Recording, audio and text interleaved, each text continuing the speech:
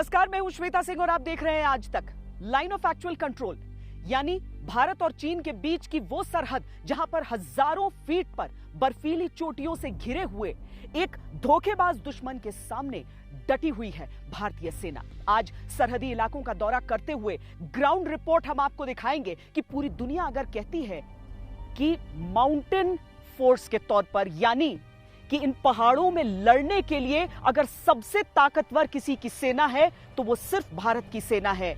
विमान बहुत सारे देशों के पास बहुत उन्नत हो सकते हैं, लेकिन उन्हीं विमानों को उड़ाने वाले जो हाथ होते हैं वो भारतीय पायलट्स किस तरीके से इस तरह के टेरेन में बहुत निर्णायक साबित होते हैं। आज हम भारत की पूरी शक्ति का आकलन आपके लिए इस ग्राउंड रिपोर्ट में लेकर आए हैं।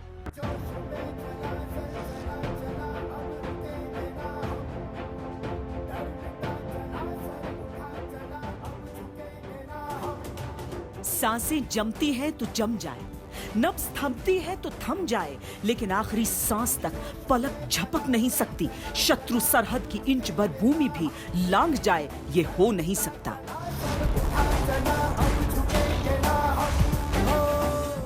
आज हमारे पास ये कैपेबिलिटी है कि कोई भी हमारी एक इंच जमीन की तरफ आंख उठाकर भी नहीं देख सकता। आज भारत की सेनाएं हर सेक्टर में एक साथ मूव करने में पूरी तरह सक्षम है। मौसम धड़कनों को कितना भी धीमा कर दे, जिस्म की सहन शक्तियों के कितने भी इम्तिहान ले ले, लेकिन जो पांव जमा है सरहद पर वो उखड़ जाए, ये हो नहीं सकता। लद्दाख में हमारे वीरों ने जो बलिदान दिया, देश तो सेना पे गर्व करता ही है, लेकिन आज जब मैं बिहार के लोगों से बात कर रहा हूं तो मैं गौरव के साथ इस बात का जिक्र करना चाहूंगा कि ये पराक्रम बिहार रेजिमेंट का है। दुर्गम ऊंचाइयां हो या अथाह गहराइयां, दिन के उजालों में शत्रु के निशाने हो या रात के घनघोर अंधेरों की चुनौतियां, जो वादा है खुद से कि जान देकर भी मां भारती की आन की रक्षा करेंगे, उस वादे से एक पल को भी मुकर जाएं, ये हो नहीं सकता।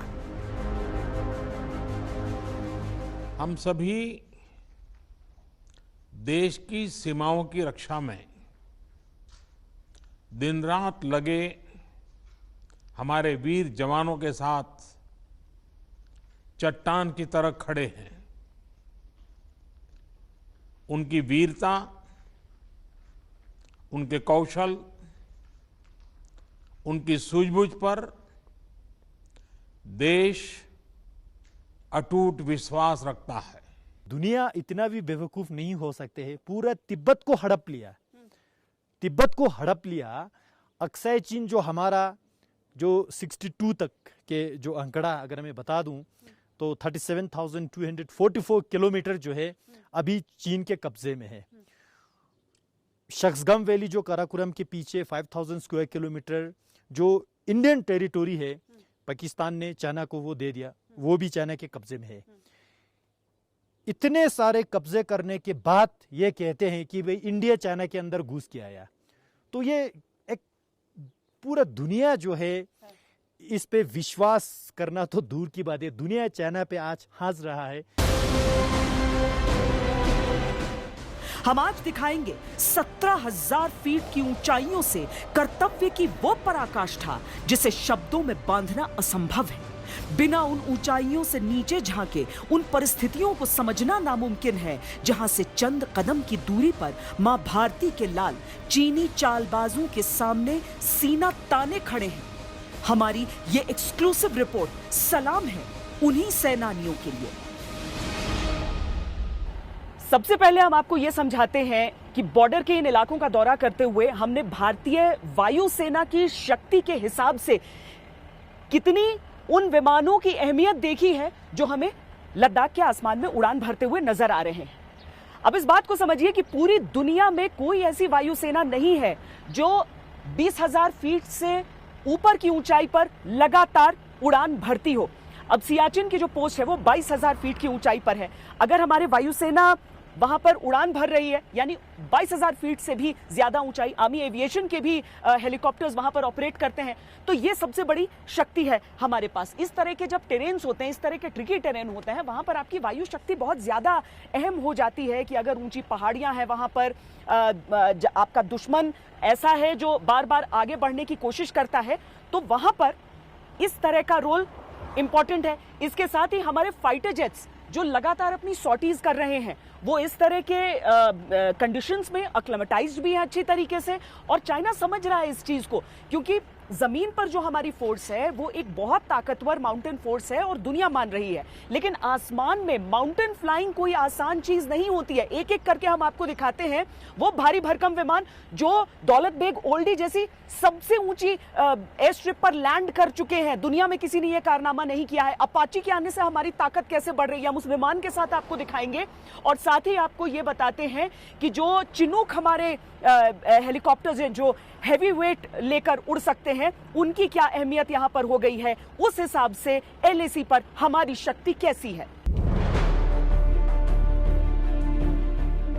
हमने इंच इंच भर अपनी जमीन नापी है, हम इंच इंच भर अपना आसमान नापेंगे। दुश्मन की हदों से हमें कोई मतलब नहीं, लेकिन हमारी सरहद कोई लांघ दे, ये हो नहीं सकता। कुछ दिन पहले जनरल नरवणे ये तय करके गए थे कि जान जाए पर स्वाभिमान की जमीन न जाए। अब एयर चीफ मार्शल ने यह सुनिश्चित किया है कि भारत की संप्रभुता के आसमान की रक्षा हो। प्रहरी आसमान से लेकर जमीन तक निगहबान है। शत्रुता का परिंदा भी पर मार जाए, ये हो नहीं सकता।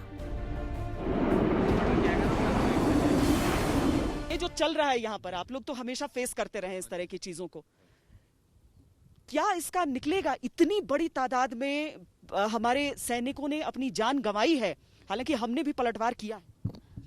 इसमें अभी जो जिन्होंने अभी एक अफसर एक जैसे जो 18 जवान ने जो देश के लिए जो बलिदान दिया है, उनको मैं सल्यूट करता हूं।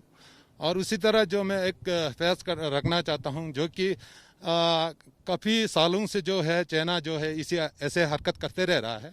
चाहे 99 लड़ाई हुआ उस टाइम में भी जो एसेसन एरिया में जो उन्होंने जो है रोड बनाना शुरू कर दिया था, मौके का फायदा उठाया। उसी तरह अभी जो चाइना ने जो है इस तरीके से कोरोना वायरस जो फैलाया है, तो उस हिसाब से उन्होंने फिर इसमें जो गलवान नेला में जो उन्होंने घुसपैठ जो आगे उन्होंने आकर अपने इंडिया का जो ज़मीन को अपना समझता है। तो मैं इस हिसाब से मैं समझता हूं कि अभी इसके पीछे जो है कुछ न कुछ एक्शन जरूर होना चाहिए। चीन ने धोखा दिया है, चीन आगे भी धोखा देगा, यह अकाट्य सत्य है। लिहाजा हर पल चौकन्ने रहने और तैयारी का है। दुनिया के सबसे खूंखार और सक्षम अटैक हेलीकॉप्टर्स अपाचे की सरहद पर उड़ान उसी विश्वास की पुष्टि है कि तैनात हैं हम, तत्पर हैं हम। जंग चाहते नहीं, लेकिन दुश्मन ने जंग का आगाज किया तो उसे अंजाम तक ले जाने के लिए तैयार हैं हम। ये अपाचे हेलीकॉप्टर है, भारतीय वायुसेना का सबसे नया मेहमान। एक अटैक हेलीकॉप्टर है।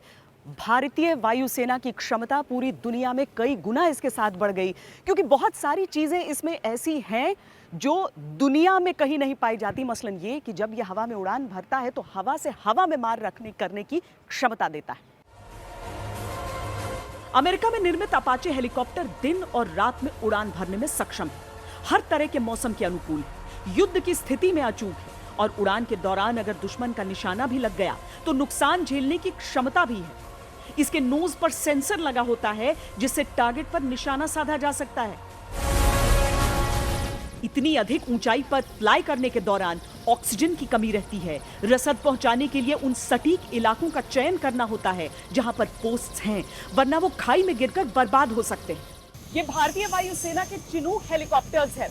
इनकी शक्ति इस बात से समझिए कि 12 से 15 टन का वजन लेकर ये उड़ान भर सकते हैं। युद्ध के क्षेत्र में चाहे सेना का भारी भरकम साजो सामान पहुंचाना हो या फिर बड़ी संख्या में ट्रूप्स को पहुंचाना हो, ये चिनूक हेलीकॉप्टर्स हर जगह कारगर साबित होते हैं। भारतीय वायुसेना में नए नए शामिल हुए चिनूक हेलीकॉप्टर्स देखने में जितने विशालकाय हैं, उनका काम उतना ही जरूरी है। लद्दाख जैसे पहाड़ी इलाकों में ये बहुत महत्वपूर्ण है। इस हेलीकॉप्टर की मदद से भारतीय वायुसेना ऊंचे और दुर्गम इलाकों में भारी भरकम साजो सामान ले जाने में सक्षम है। ये प्लेन अपने आप में एकदम खास है। ये ऑल वेदर कैपेबल है और ये टैक्टिकल एयरक्राफ्ट है जो इंडियन एयरफोर्स के पास है। एंड इसकी बहुत सारी कैपेबिलिटीज़ हैं ऑपरेशनल सिनेरियो में विच हम जिसको यूज़ कर सकते हैं। हायर एल्टीट्यूड जाते ही एयर डेंसिटी कम हो जाता है, तो एयरक्राफ्ट का जो इंजन का परफॉर्मेंस है कम हो जाते हैं। हर जहाज का प्रॉब्लम है। So these aircraft are so powerful, इतना पावरफुल है कि उसके बाद भी ये काफ़ी ज़्यादा लोड लेके उतना हाई एल्टीट्यूड, फॉर एग्जाम्पल मैं आपको ले बता सकता हूँ, Leh is around 11,000 feet above mean sea level. इस एयरक्राफ्ट वहाँ पे भी with load can go land, give man and material, lot of stuff, connect with civilian people, make the entire military which is there to उनका ज़िंदगी continue करने में काफ़ी help करता है। चिनूक की खासियत यह है कि यह किसी भी तरह के मौसम का सामना कर सकता है। ऊंची से ऊंची जगहों पर चाहे अपनी टुकड़ियों को ले जाना हो या साजो सामान, ये हर काम में सक्षम है। देखने में बहुत भारी भरकम, नाम है हर्क्यूलिस, लेकिन ये रेत से लेकर दुनिया की सबसे ऊंची हवाई पट्टी पर लैंड कर चुके हैं। कहने का मतलब ये कि इन्हें कहीं पर भी लैंड करने के लिए बहुत ज्यादा जगह की आवश्यकता नहीं होती है और इसीलिए जिस तरह के ऑपरेशंस होते हैं, जिस तरह की आवश्यकताएं होती हैं, बहुत कारगर, बहुत सटीक साबित होते हैं। लेकिन उसके साथ ही उतना ही महत्वपूर्ण है कि जो हाथ इन्हें उड़ाते हैं, जो पायलट इनमें सवार होते हैं, उनकी भी सूझबूझ, उनकी भी शक्ति बेमिसाल होती है। लद्दाख के दौलत बेग ओल्डी एयर स्ट्रिप पर लैंड करके भारतीय वायुसेना ने विश्व रिकॉर्ड बनाया। 16,614 फीट की ऊंचाई पर इससे पहले C-130J ने कभी लैंड नहीं किया था। भारतीय वायुसेना के ऐसे असंभव कारनामों की कमी नहीं है। हर एयरक्राफ्ट की अपनी स्पेसिफिकेशंस होती हैं, लेकिन इसकी खास बात यह है कि ये शॉर्ट रनवेज पे, सेमी प्रिपेयर्ड या अनपेव्ड रनवेज पे भी लैंड कर सकता है। इस मशीन की सबसे खास बात यह है कि जितना बड़ा इसका साइज है, जितना इसकी ज़्यादा लोड कैरिंग कैपेसिटी है या फिर जिस तरह के एंड्योरेंस है, उसके हिसाब से इसको जो लैंड और टेक ऑफ करने के लिए जो रनवे की पट्टी चाहिए होती है वो बहुत कम चाहिए होती है और हम अनप्रिपेयर्ड सरफेस में भी इसको लैंड एंड टेक ऑफ करा सकते हैं। भारतीय वायुसेना का ये गश्त आप आसमान में बार बार देख सकते हैं। दरअसल जिस तरीके से भारत ने अपनी फोर्सेस को तैनात किया है और हमारी एयरफोर्स की जो सबसे बड़ी शक्ति इस सेक्टर में वो ये कि अगर सिर्फ इस स्ट्रेच को हम LAC के ले लें तो कम से कम 8 ऐसे एयर बेसेस हैं जो इसे सपोर्ट करते हैं, जबकि चीन की तरफ से ऐसा नहीं है। चीन की तरफ से इतनी बड़ी तादाद में उनकी फौज को, उनके एयरफोर्स का सपोर्ट नहीं है। यहां पर हर तरह के विमान रखे गए हैं, फॉरवर्ड एयरबेस पर तैनात हैं, चाहे हमारे अपाचे अटैक हेलीकॉप्टर्स हो या फिर चिनूक हेवी लिफ्ट हेलीकॉप्टर्स हो। Su-30 की उड़ान तो हम लगातार यहां पर देख ही रहे हैं। भारतीय वायुसेना ने दुनिया की सबसे ऊंची हवाई पट्टी पर लैंड करके पहले ही कारनामा किया है और इसीलिए दुश्मन के दिल इन सारी चीजों को देखकर वैसे ही हिलते हैं। जंग का माहौल बनाकर दुश्मन ने ललकारने का दुस्साहस किया है। वीरों की तरह हमने उसकी चुनौतियों को स्वीकार किया है। हमारी संस्कृति वासुदेव कुटुंबकम की है तो हमारा रक्त वीर भोग्य वसुंधरा वाला। जो अतीत में बीत गया वो बीत गया। वीरता का हमारा वर्तमान नया इतिहास लिखने को तैयार है क्योंकि हम तैयार हैं।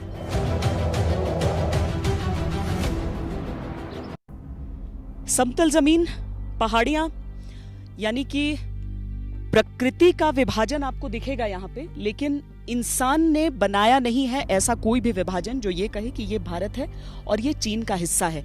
चीन इसीलिए फायदा उठाता है इसका, अपनी परसेप्शन की, अपनी समझ के हिसाब से कहता है कि नहीं हमारा तो आगे तक का हिस्सा है और घुसने की कोशिश करता है। लाइन ऑफ एक्चुअल कंट्रोल में दिक्कत यही आती है कि कोई डिमार्केशन नहीं होती है। जैसे इंटरनेशनल बाउंड्री पर एक पूरा स्ट्रक्चर रहता है, लाइन ऑफ कंट्रोल पर भारत पाकिस्तान के बीच जैसा हम देखते हैं कांटेदार तार दिखते हैं, लेकिन लाइन ऑफ एक्चुअल कंट्रोल पर जमीन पे कोई निशान नहीं रहते। 20 बलिदानियों का लहू वो LAC कैसी है?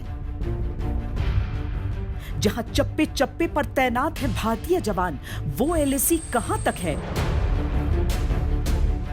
गलवान घाटी में चीन ने LAC के जिस समझौते का उल्लंघन किया है, वो समझौता आखिर है क्या?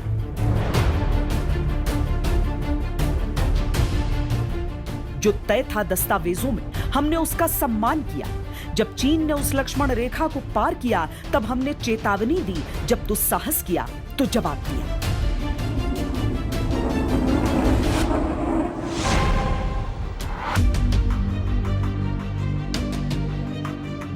LAC भारत और चीन सीमा पर खींची गई वो लाइन है जो दोनों देशों को एक दूसरे से अलग करती है। हालांकि दोनों देशों के बीच अक्सर होती झड़पों की वजह यही है कि LAC कोई डिफाइंड या तय लाइन नहीं है। ये भी एक प्रकार की सीज फायर रेखा है, क्योंकि 1962 के भारत चीन युद्ध के बाद दोनों देशों की सेनाएं जहां तैनात थीं, उसे ही वास्तविक नियंत्रण रेखा मान लिया गया। हमारी सीमा में घुस आया है, न ही कोई घुसा हुआ है, न ही हमारी कोई पोस्ट किसी दूसरे के कब्जे में है।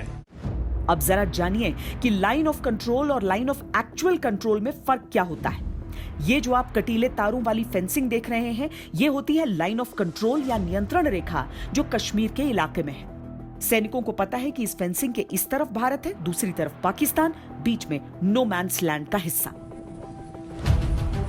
और ये जो आप भारत और चीन के सैनिकों की भिड़ंत देख रहे हैं, यहां पर है लाइन ऑफ एक्चुअल कंट्रोल, यानी वास्तविक नियंत्रण रेखा, जो कहीं पर भी चिन्हित नहीं है। यानी देखने पर आपको कोई सीमा नजर नहीं आएगी। ये दोनों देशों की आपसी समझ से तय की गई एक लाइन है। क्योंकि ये नजर नहीं आती, इसीलिए इसको लेकर असमंजस की स्थिति रहती है। LAC पर एक समझौते के तहत चीन और भारत गोली नहीं चला सकते। 1993 में PV नरसिंह राव के कार्यकाल में यह समझौता हुआ था, जिसमें तय किया गया था कि दोनों देशों के बीच गोली नहीं चलेगी। इसके अनुसार सीमा विवाद को शांतिपूर्ण ढंग से सुलझाया जाएगा, बल का प्रयोग नहीं होगा, दोनों देशों की गतिविधियां LAC से आगे नहीं बढ़ेंगी। LAC पर दोनों पक्ष कम से कम तैनाती रखेंगे। LAC के पास सैन्य अभ्यास से पहले एक दूसरे देश को सूचित करना होगा। दूसरे देश की वायुसेना LAC में घुसपैठ नहीं करेगी। लेकिन धोखेबाजी का दूसरा नाम ही चीन है। चीन अपनी विस्तारवादी अतिक्रमण की सोच को हमेशा से LAC पर थोपता आया है। भारत ने बहुत लिहाज किया, दशकों चीन की मक्कारी निभाई, लेकिन अब और नहीं, बिल्कुल नहीं, कभी नहीं।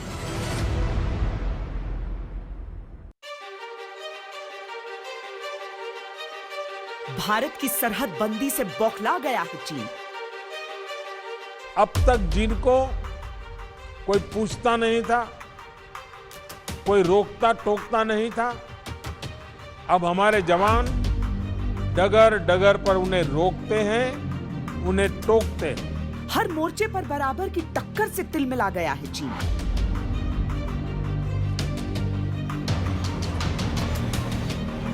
भारतीय सैनिकों की शक्ति के एहसास से बिलबिला गया है चीन।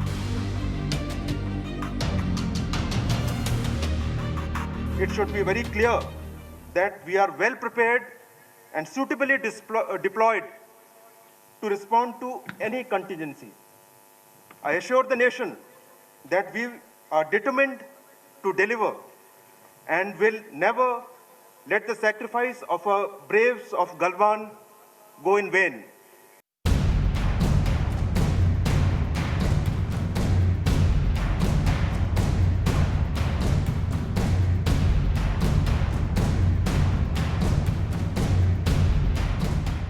लाइन ऑफ एक्चुअल कंट्रोल पर चीन से लगी सरहदें पहाड़ी हैं। चीन ने जंग का मोर्चा खोला तो उसका मुकाबला दुनिया की सर्वश्रेष्ठ माउंटेन फोर्स मानी जाने वाली भारतीय सेना से होगा।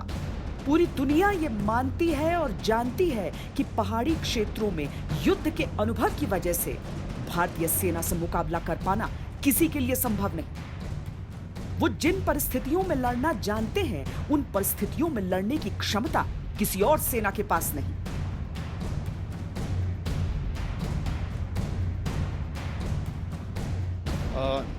मैं ये समझता हूँ कि उनका काफ़ी कंसंट्रेशन फोर्सेज है वहाँ पे, बहुत ज़्यादा है, और वो उनका रिएक्शन टाइम जो है वो रिएक्ट करने की काबिलियत वो रखते हैं, क्योंकि मोबिलाइजेशन उनका बहुत फास्ट है। रोड जो है एंड ट्रैक्स उन लोगों ने जो बना के रखे हुए हैं वो बहुत अच्छे हैं।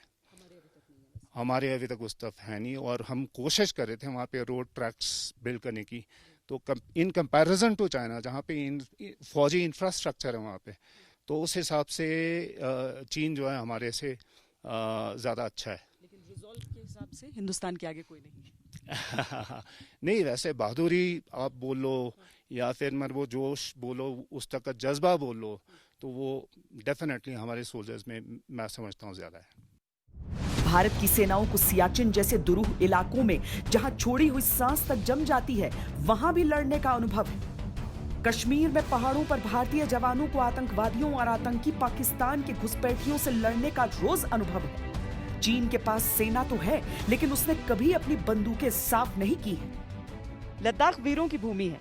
ऑनररी कैप्टन ताशी चैपल इस समय हमारे साथ हैं, जो कि करगिल युद्ध में वीर चक्र विजेता हैं, और उनसे हम ये समझने की कोशिश करेंगे कि ऐसे कंडीशंस में जैसे कि लद्दाख में है और जैसे लाइन ऑफ एक्चुअल कंट्रोल पर हैं, वहां पर कितनी ज्यादा हिम्मत, कितनी ज्यादा शक्ति लगती है हमारे सैनिकों को? वहाँ पे मैडम बहुत कठिन है, क्योंकि यहाँ तो गर्मी है, वहाँ पे अभी भी इस वक्त माइनस में चल रहा है। जैसे वहाँ पे नाली बहता है, वहाँ जमना शुरू होता है शाम के टाइम, रात को जमते हैं, इसलिए बहुत वहाँ कठिन है। दूसरा बात, चलने में काफ़ी रॉक एरिया है, पत्थर का, और 90 डिग्री के एंगल में भी है कहीं कहीं पड़ी, तो रस्सी भी लगा के जाना पड़ता है कहीं कहीं जगह पर, इसलिए बहुत वहाँ पे कठिन है। सबसे पहले तो कल 15 तारीख को हमारे 20 जवान जो शहीद हुआ, उसके लिए बहुत उनके परिवार सभी को बहुत सलूट करता हूँ। पूरे देश हम उनके साथ ही है, लेकिन ये चाइना ने बगैर ये समझे सोचे पीछे से वार करना, ये कोई बहादुर नहीं है। अगर दम होता तो सामने से वार करना चाहिए, ये पीछे से वार करना, ये अभी चाइना को भूल जाना चाहिए, अभी 62 का भूल जाना चाहिए। अब न्यूक्लियर पावर इंडिया भी है और चाइना भी है। लद्दाख में लगातार भारतीय सेना की तैनाती LAC पर बनी हुई है, और हम मूवमेंट्स भी देख सकते हैं, चाहे सेना हो या फिर वो सिविल ट्रक्स जो मदद के लिए, सामान लेने के लिए, चाहे रसद, चाहे BRO की मदद के लिए आगे बढ़ते हुए हमेशा नजर आते हैं। चीन जितने सैनिक अपना सामने रखता है, भारत उसका मिरर डिप्लॉयमेंट करता है, उतनी ही संख्या में सैनिकों को रखता है, साजो सामान रखता है, हथियार रखता है।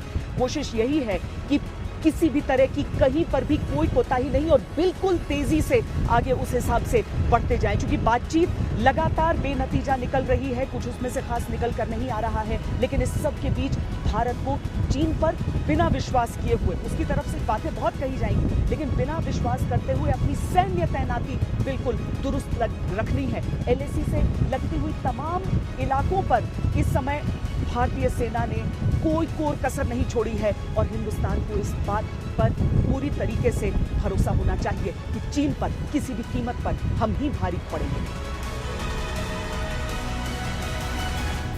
भारत के अधिकतर सरहदी इलाके पहाड़ी हैं, खासकर वो जहां पर हमारा दुश्मन छल करता है। हम पीर पंजाल की पहाड़ियों में पाकिस्तान से निपटते हैं, तो सियाचिन के सबसे ऊंचे युद्ध क्षेत्र पर भी तैनात रहते हैं। पूर्वोत्तर के हिस्सों में चीन से हमारी सीमा लगती है, और वहां भी ऊंची ऊंची पहाड़ियां हैं। अरुणाचल में भी, सिक्किम में भी, मध्य सेक्टर में उत्तराखंड में भी, मौजूदा तनाव के फ्लैश पॉइंट लद्दाख में। इसीलिए भारतीय सेना के अलग अलग रेजिमेंट्स में सैनिकों को पहाड़ी क्षेत्रों में लड़ने की खास ट्रेनिंग दी जाती है। हमने अलग अलग रेजिमेंट्स को कवर करते हुए माउंटेन वॉरफेयर की अद्भुत तस्वीरें देखी।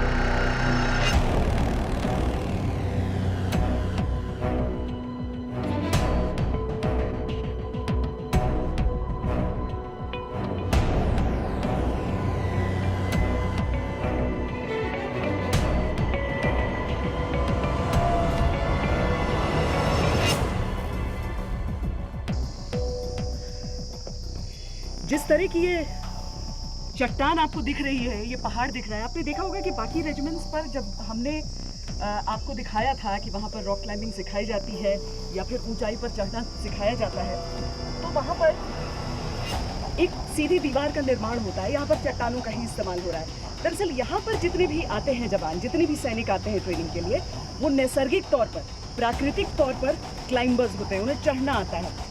जितना मेरे जैसे व्यक्ति को एफर्ट लगेगा उससे 50% कम एफर्ट इन्हें लगेगा, लेकिन ऐसा नहीं है कि उनकी प्राकृतिक क्षमता पर उन्हें छोड़ दिया जाता है। वो 100% हैं तो उन्हें 200% बनाया जाता है। भारत की उत्तर और पूर्वोत्तर की सरहदें ऊंचे ऊंचे पहाड़ों से बनी हैं। चाहे युद्ध की स्थिति हो या आतंकियों की घुसपैठ को रोकना हो, पहाड़ों पर तेजी से चढ़ने की कला बहुत काम आती है।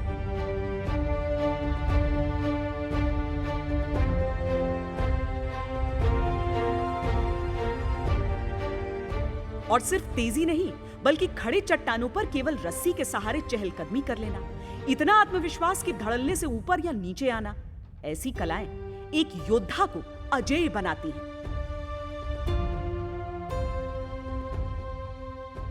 ये पहाड़ी के इलाका है, इसमें इंड्योरेंस क्या बोलते हैं, ऑक्सीजन कम होता है, लेकिन उनको नेचुरली गिफ्ट ये है, इंड्योरेंस में अप करने में, स्ट्रेंथिंग अप करने में बहुत मदद मिलता है। और हम इसको कंटिन्यूटी एक्चुअली उनको होता है, लेकिन हम कंटिन्यूटी चढ़ाने के लिए हम ऑटोमेटिकली हम इसको ज़्यादा ट्रेनिंग देते हैं।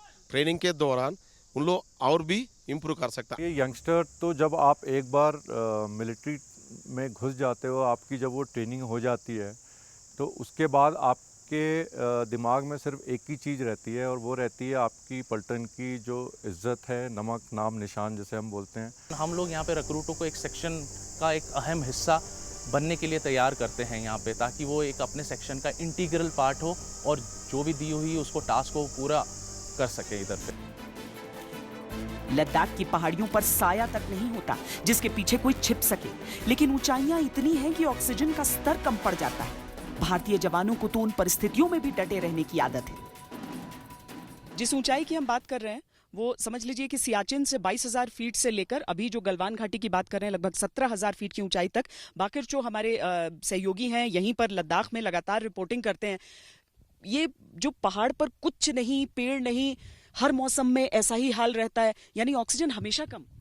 ऑक्सीजन एक्चुअली विंटर में तो और भी इससे भी कम होता है, अभी समर में भी इतना कम होता है कि लोगों को हार्डली कुछ 24 आवर तो उसको बैठना पड़ता है आराम से, क्योंकि अभी यहाँ से आगे आगे जाते जाएंगे हम, जितना ऊंचा जाएगा ग्रीनरी बिल्कुल नहीं होगा, एकदम ऑक्सीजन की बहुत सारी कमियां होंगी।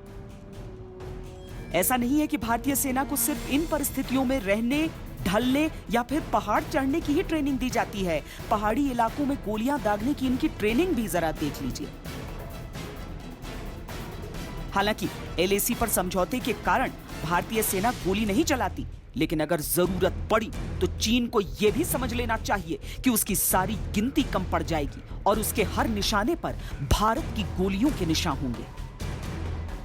जरूरी नहीं कि हमेशा समतल जमीन पर मुकाबला हो, हर बार बराबरी का मुकाबला हो। कई दफा ऐसा होता है कि जो आपका निशाना है, जो लक्ष्य है, वो ऊंची पहाड़ी पर बैठा है या किसी ऊंची बिल्डिंग पर, और नीचे से ऊपर की ओर निशाना साधना बच्चों का खेल नहीं होता है।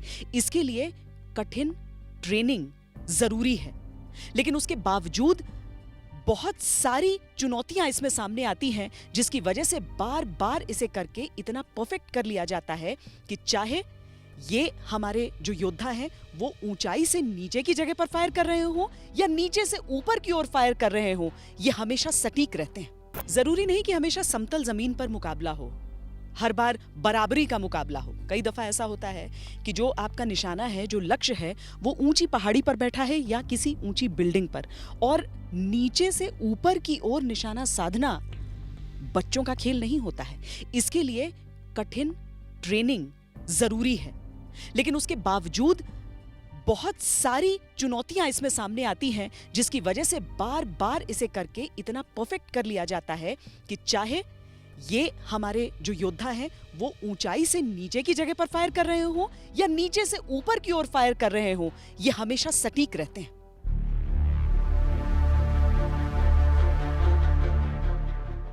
आपको हैरानी होगी ये जानकर कि यहाँ इन सैनिकों को एक नहीं, दो नहीं, बल्कि 10 तरीकों से फायरिंग की ट्रेनिंग दी जाती है। भागते दुश्मन पर फायरिंग, खुद भागते दौड़ते हुए फायरिंग, ऊंचाई से नीचे की ओर फायरिंग, नीचे से ऊपर की ओर फायरिंग, कवर फायरिंग, गोलियों का सामना करते हुए आगे बढ़ते बढ़ते फायरिंग, बड़ी पैर में फायरिंग, चलती गाड़ी से फायरिंग। तो हम नीचे से ऊपर को फायर कर रहे हैं तो हमको एम ऊपर लेना चाहिए ताकि टारगेट पे गोली लगे, क्योंकि जो ट्रेजेक्ट्री है गोली की वो इस हिसाब से होती है कि जब हम नीचे से ऊपर को फायर कर रहे हैं तो गोली थोड़ा ट्रेजेक्ट्री लेते हुए नीचे आती है। गोली अगर नीचे से ऊपर की ओर चलाई जाए या ऊपर से नीचे की ओर चलाई जाए तो उसका व्यवहार बदल जाता है। वो एक सीधी लाइन में सफर नहीं करती, बल्कि जिस दिशा में उसे दागा जा रहा है उसके अनुसार और हवा के आवेग के हिसाब से अपना रास्ता बदलती है। तो ऊपर से नीचे की तरफ अगर आप फायर करते हैं तो क्या ये आसान होता है या टेक्निक बदलनी पड़ती है? नहीं, आसान तो होता ही है, बट टेक्निक इसलिए बदलनी पड़ती है कि जब हम ऊपर से नीचे फायर करते हैं तो गोली का जो ट्रेजेक्ट्री एंगल होता है वो बदल जाता है, तब हमें एम आपको शिफ्ट करना पड़ता है। अगर हम नीचे से ऊपर फायर कर रहे हैं तो हमारी फायरिंग पोजीशन भी अलग होती है। भारत की शांति को अगर कोई कमजोरी समझ ले तो ये उसकी गलती है। चीन वही गलती कर रहा है। करीब आया तो उसे भारतीय शौर्य की आंच महसूस हुई, ज्यादा करीब आएगा तो उसका जल जाना तय है। भारत एक शांत ज्वालामुखी है, फटा तो उसके लावे में हर दुश्मन को राख के ढेर में बदलना ही उनकी नियति होगी।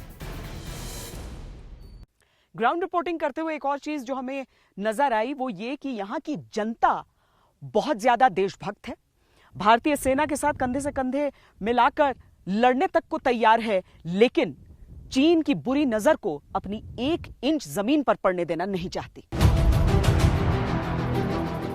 चाहे हमें एक रिटायरमेंट एक ऑनर कैप्टन हूं, अब उसके लिए हमें हथियार उठाना पड़े, चाहे फौज के लिए हमें राशन ढोना पड़े, चाहे फौज के लिए अम्युनिशन ढोना पड़े, उसके लिए हम आगे जाने के लिए तैयार है। पहले हम लोग यहाँ से जाता है जो उधर पड़े पर जाता है ना, हाँ। सामान उठा के आर्मी साथ जाता है, बाकी बहुत जाता तो बहुत घोड़ा है, 200-300 घोड़ा जाता है, ऊँट कम जाता है, ऊँट सिर्फ ये 10-15 ऊँट जाता है, मेरे पास था बस, बाकी किसी का ऊँट नहीं जाता है। हाँ। हम डट के साथ उनके साथ मुकाबला कर सकते हैं। मैं रिटायर होकर तकरीबन 13 साल हो गया, अभी भी लड़ सकता हूँ।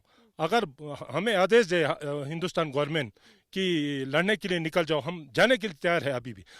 दूसरा बात, जब यहाँ पे लड़ाई हुआ, हमारे पूरा लद्दाख की सिविलियन फौज तो लड़ता है मैडम, पूरे सिविलियन हमेशा कंधे से कंधे मिला के फौजी के साथ लड़ते आया कि उन्होंने हमारे सीमा के खातिर, हमारे देश के अभिमान के खातिर अपनी जान की आहुति देकर अब हम सब लोगों की इज्जत को, गौरव को बचाया है। लेकिन हम ये उम्मीद भी करते हैं शायद इनकी ये जो कुर्बानियां जो है अब बेकार नहीं जाएगा, इसका कुछ न कुछ परिणाम तो हमें हासिल करना ही पड़ेगा। हमेशा मैं ये सोचता हूँ इसको अक्साई चीन क्यों नाम दिया, किसने दिया है ना, किस इंटेंशन को लेके इसको अक्साई चीन बताया। Aksai, what does Aksai mean, Aksai का क्या मतलब है और इसके साथ चीन शब्द क्यों जोड़ा, क्योंकि जमीन हमारा है, इसको हमने चाइनीज ऑक्युपाइड लद्दाख या चाइनीज ऑक्युपाइड इंडियन टेरिटरी क्यों नहीं बोला। तो यस, अगर हम पाकिस्तान ऑक्युपाइड कश्मीर कह सकते हैं तो इस तरफ के पार्ट को चाइना ऑक्युपाइड इंडियन टेरिटरी या चाइनीज ऑक्युपाइड लद्दाख क्यों नहीं कहते। सियासत चाहे कितने भी सवाल उठा दे, इस बात को हमेशा जहन में रखिए कि भारतीय सेना जिस तरह की ताकत रखती है, जो शौर्य हमारे जवानों में कूट कूट कर भरा हुआ है, कोई दुश्मन हमारे सामने टिक नहीं सकता है। बाकिर चो और कैमरा पर्सन सैयद मोहसिन के साथ श्वेता सिंह, लद्दाख।